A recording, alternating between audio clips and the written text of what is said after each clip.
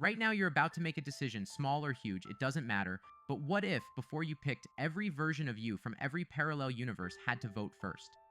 Not just you, but billions of yous. The you who woke up early, the you who slept in, the you who moved away, every single one gets a ballot. So let's watch what happens. First, the sciencey part, but let's keep it simple. Some scientists think reality keeps splitting, and every choice you've ever made spawned another universe where you chose differently. So there isn't just one other you, there are more versions of you than there are stars, each one living a slightly different life, right? This second, breathing, choosing, and existing. Now imagine we could pull them all together into one gigantic voting hall, a stadium so big you can't see the back, every seat filled with a face you'd recognize instantly, yours. Let's start small to warm up. Your decision today is dumb simple, pizza or tacos for dinner.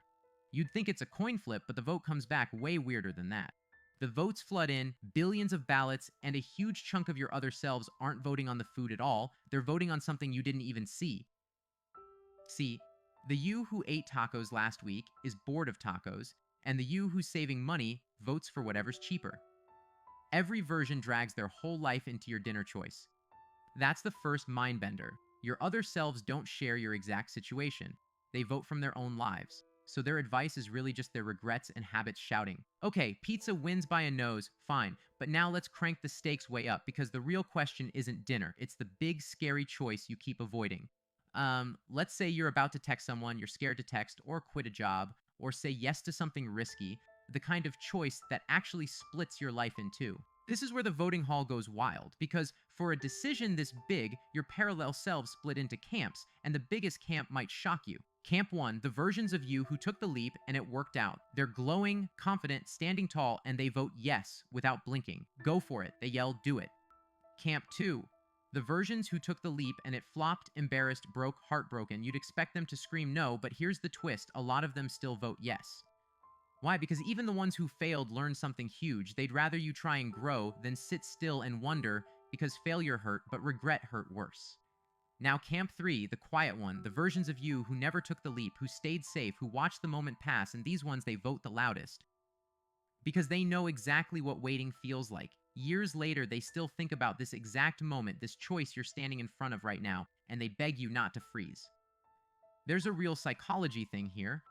Studies show that people rarely regret the risks they took, they regret the ones they didn't, and the chances they let slip away sting the longest. So when you add it all up, the yeses start piling higher than the nos, not because the leap is safe, but because your other selves have felt both roads and one road haunts them.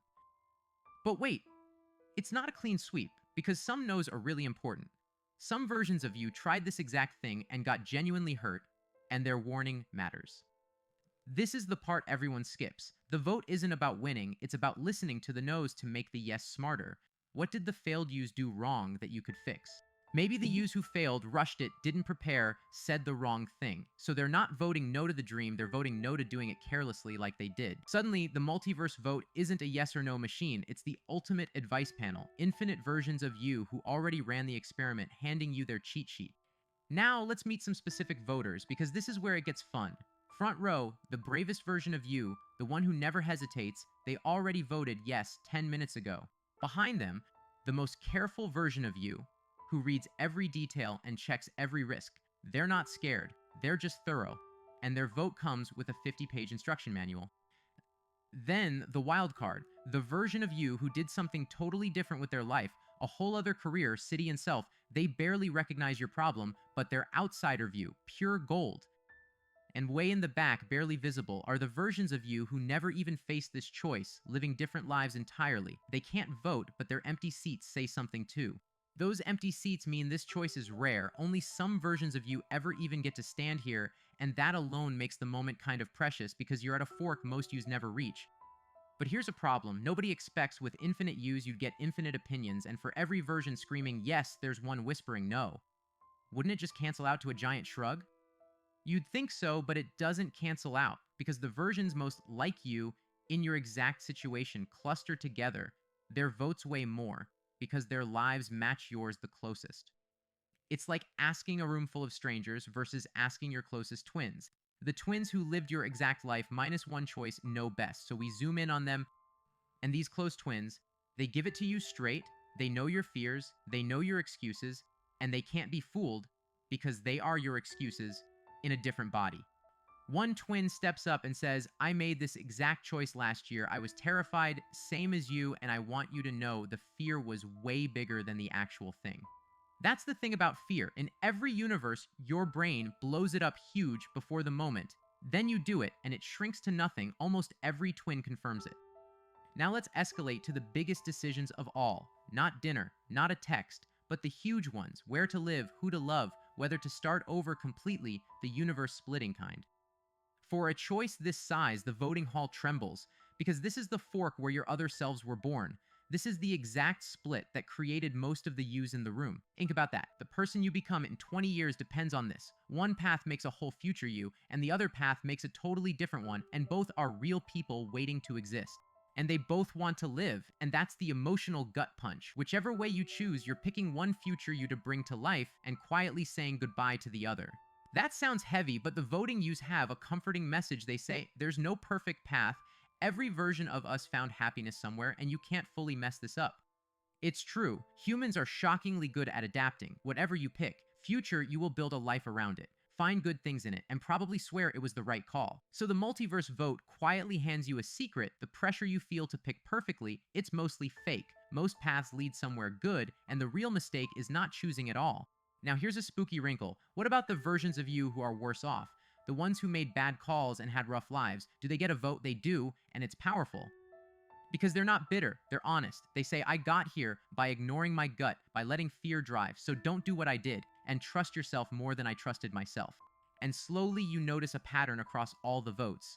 The happiest versions of you almost always followed their gut, while the unhappiest almost always overthought it into the ground. Which leads to the real twist of this whole thing. You don't actually need the stadium because that vote, it's already happening inside your head right now. That feeling you call your gut, it's your brain running thousands of little simulations, tiny versions of you, imagining each outcome, quietly voting. Your instinct is the multiverse poll compressed into a hunch. So the next time you feel that quiet nudge before a big choice, that's not nothing. That's every version of you who ever imagined this moment casting one soft collective vote. But be careful, because there's a fake vote too. Fear disguises itself as your gut all the time. So how do you tell the real vote from the scared one? There's a simple trick. Ask yourself, am I saying no because it's wrong for me or because it's scary? Wrong feels calm and clear, while scary feels loud and shaky. The scared vote is loud, but the true vote is quiet. The scared versions of you shout to protect you from embarrassment, while the wise versions speak softly because they already know how it ends. Learn to hear the quiet ones over the loud ones.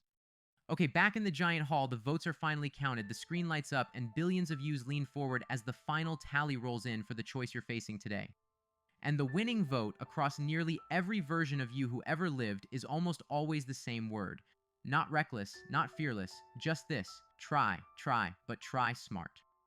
Because the yous who tried and stumbled still grew, and the yous who tried and won soared, while the yous who never tried are the only ones with a hole in their story. That's the pattern. But here's the catch. The multiverse whispers as the lights come up. The vote isn't a command. Those billions of yous can advise all day, but only one of them actually pushes the button.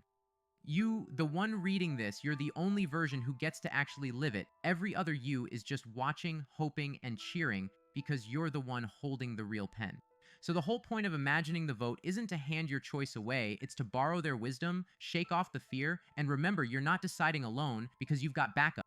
The version of you a year from now is already up there in the stands, waiting to see what you do, and they are quietly begging present you to be a little braver than usual. So think about the real decision you're sitting on right now, the one you click this video kind of hoping to solve. Picture the vote, and feel which side is loud and which is quiet.